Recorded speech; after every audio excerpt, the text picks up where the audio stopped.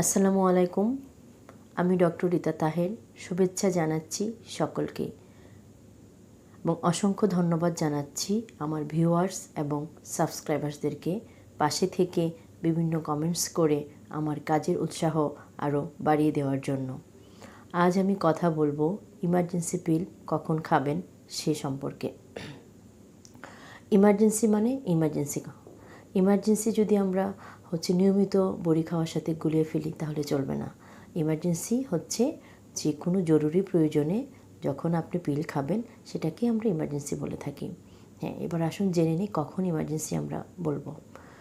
যে কোনো রেপ কেসে, অর্থাৎ যদি কারো ইচ্ছার বিরুদ্ধে শারীরিক মিলন হয় তখন ইমার্জেন্সি পিল দেওয়া হয়। 2 নম্বর যারা কন্ডোম ইউজ করে জন্ম নিয়ন্ত্রণের জন্য, যদি সেই কন্ডোম ঠিকমতো ইউজ না করে কিংবা কোনো কারণে কন্ডোমটা ছিঁড়ে যায় বা ঠিকমতো ব্যবহার করতে না পারার কারণে তখনই ইমার্জেন্সি পিল দেওয়া হয়ে থাকে। তারপরে যারা রেগুলার জন্ম নিয়ন্ত্রণ পিল খায়, সুখী বড়ি, মায়া বড়ি বা ফেমিকন, নরেট 28 এ ধরনের ওষুধ যারা নিয়মিত খায়, যদি তারা নিয়মিত খাওয়ার পরেও পরপর 2 দিন বা তার চেয়ে বেশি দিন ওষুধ খেতে ভুলে যায় তাহলে সেক্ষেত্রেও ইমার্জেন্সি পিল দেওয়া হয়ে থাকে প্রোটেকশনের জন্য। তারপরে যদি কেউ যে উইদাউট প্রোটেকশানে, উইদাউট কোনো জন্ম নিয়ন্ত্রণ পদ্ধতি ছাড়া সহবাস করে, সেক্ষেত্রে ইমার্জেন্সি পিল দেওয়া হয়।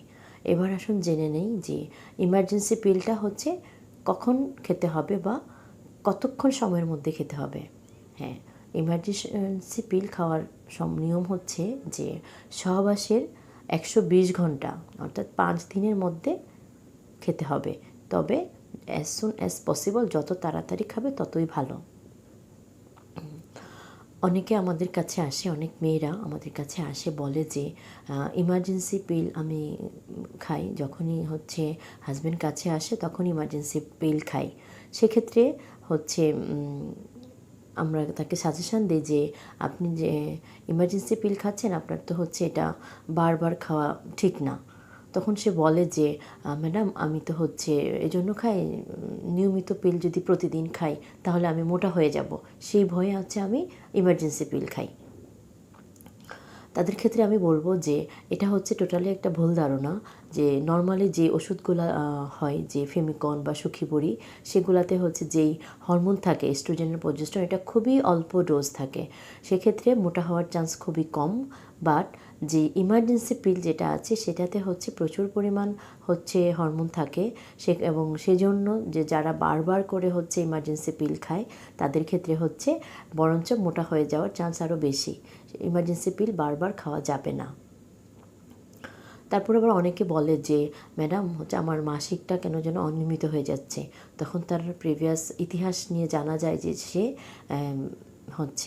ইমার্জেন্সি পিল খায়। সে যখনই তার হাজব্যান্ডের সাথে সহবাসে তখনই সে ইমার্জেন্সি পিল খায়।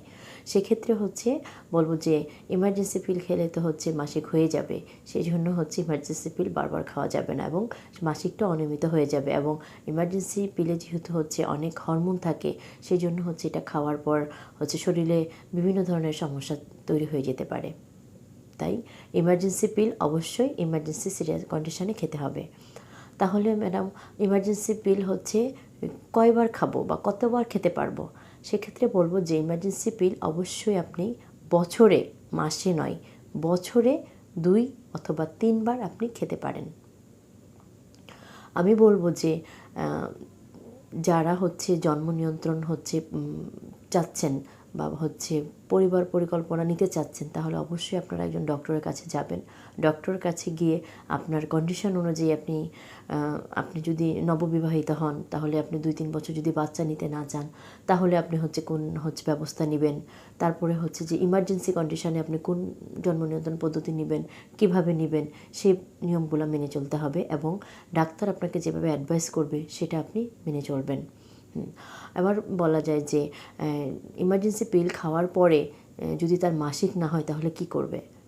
সেক্ষেত্রে বলবো যে আপনার যদি মাসিক হোক আর না হোক, আপনি অবশ্যই ইমার্জেন্সি পিল খাওয়ার পরে আপনি একজন ডক্টরের কাছে যাবেন, এবং যদি সেটা মাসিক বন্ধ হয়ে যায় তাহলে একটা পরীক্ষা আছে যে মাসিক বন্ধ হয়ে যাওয়ার 7 দিনের মধ্যে যদি একটা হরমোন পরীক্ষা বিটা এসসিজি, সেই পরীক্ষাটা করে নিশ্চিত হওয়া যায় যে আপনি কনসিভ করেছেন কি কনসিভ করেন নাই।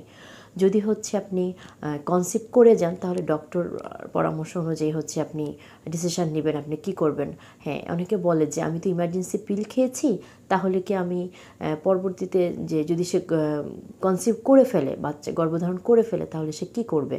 সেক্ষেত্রে হচ্ছে বলা হয়ে থাকে যে যদি ইমার্জেন্সি পিল খাওয়ার পরে যে সে কনসিভ করে ফেলেছে এটা কনফার্ম হয়, সে যদি বাচ্চাটা রাখতে চায় তাহলে সে রাখতে পারবে, সেই বাচ্চার ক্ষেত্রে কোনো অসুবিধা হবে না। তবে যারা অ্যাবর্টিফিক্যান্ট ড্রাগ অর্থাৎ কিট টাইপের এই ধরনের কোনো ওষুধ খায় এবং পরবর্তীতে বাচ্চাটা নষ্ট হয় না এবং বাচ্চাটা ভালো থাকে, তখন বলা হয়ে থাকে যে না, আপনারা বাচ্চাটা না রাখাই ভালো, পরবর্তীতে হয়তো কোনো সমস্যা হতে পারে। বাট ইমার্জেন্সি পিলের ক্ষেত্রে যদি আপনারা বাচ্চাটা রাখতে চান সেক্ষেত্রে বাচ্চা রাখা যাবে, সেক্ষেত্রে কোনো সমস্যা নাই। তবে ইমার্জেন্সি পিল কিন্তু বারবার খাওয়া যাবে না, এটা হচ্ছে ইমার্জেন্সি কন্ডিশনে খাওয়ার জন্য। অবশ্যই আপনারা জন্ম নিয়ন্ত্রণ পদ্ধতিগুলো ভালো করে জানবেন, আপনার ডক্টরের পরামর্শ নেবেন এবং জন্ম নিয়ন্ত্রণের সঠিক পদ্ধতি মেনে চলবেন। এভাবে যদি মেনে চলেন তাহলে আপনারা মানসিকভাবেও অনেক শান্তিতে থাকতে পারবেন। সবাই ভালো থাকুন, সুস্থ থাকুন, সবার সুস্বাস্থ্য কামনা করছি। আর ভিডিওটি যদি ভালো থাকে অবশ্যই চ্যানেলটি একটু সাবস্ক্রাইব করবেন। ধন্যবাদ সবাইকে।